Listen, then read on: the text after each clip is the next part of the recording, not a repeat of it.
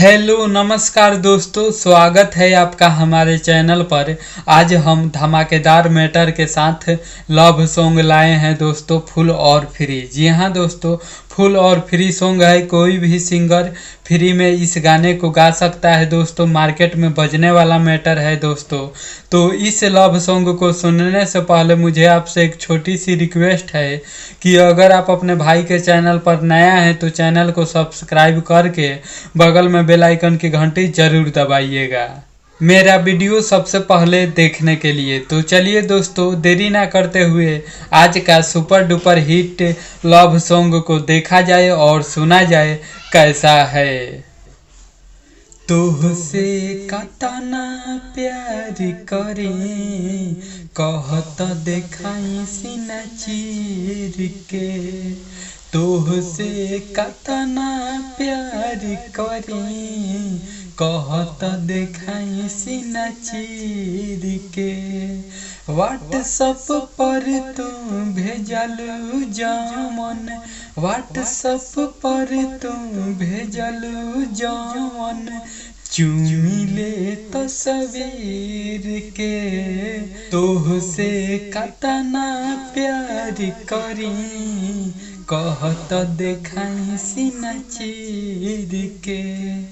तोहसे कतना प्यार करी, कहत देखाई सीना चीर के।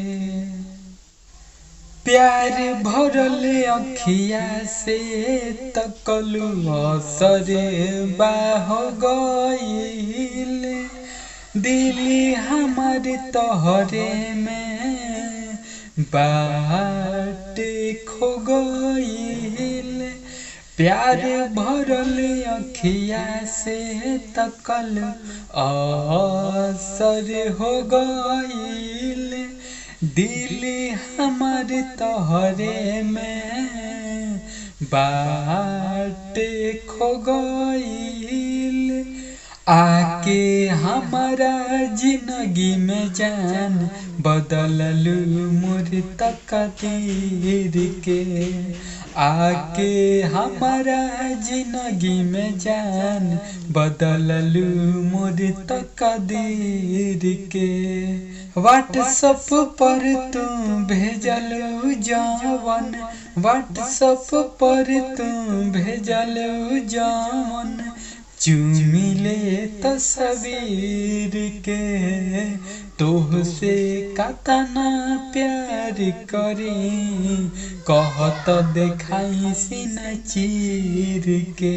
तोहसे कतना प्यार करी, कहत देखाई सीना चीर के। पागल हो के मनवा मोर तोहरे पीछे भागे। तोहके जब ले देखी ना तो कुछ नीक लागे। पागल हो के मनवा मोर तोहरे पीछे भागे। तोहके जब ले देखी ना तो कुछ नीक लागे। कइलू दीवाना राकेश के जान, नाकी में नथुनिया पहिर के। कइलू दीवाना राकेश के जान, नाकी में नथुनिया पहिर के। व्हाट्सएप पर तू भेजलू जवन, व्हाट्सएप पर तू भेजलू जवन, चुमिले तस्वीर के। तोहसे कतना प्यार करी, कहत देखाई सीना चीर के।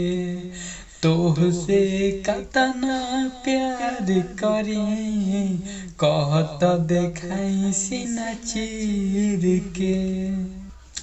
तो कैसा लगा दोस्तों मेरा ये सॉन्ग, आप सब कमेंट करके ज़रूर बताइएगा। अगर सॉन्ग अच्छा लगा है तो वीडियो को लाइक करके जाइएगा और चैनल को भी सब्सक्राइब ज़रूर कीजिएगा दोस्तों, मेरा वीडियो सबसे पहले देखने के लिए। तो मिलते हैं दोस्तों अगले वीडियो में नए हिट गीत के साथ। तब तक के लिए नमस्कार, बाय बाय दोस्तों।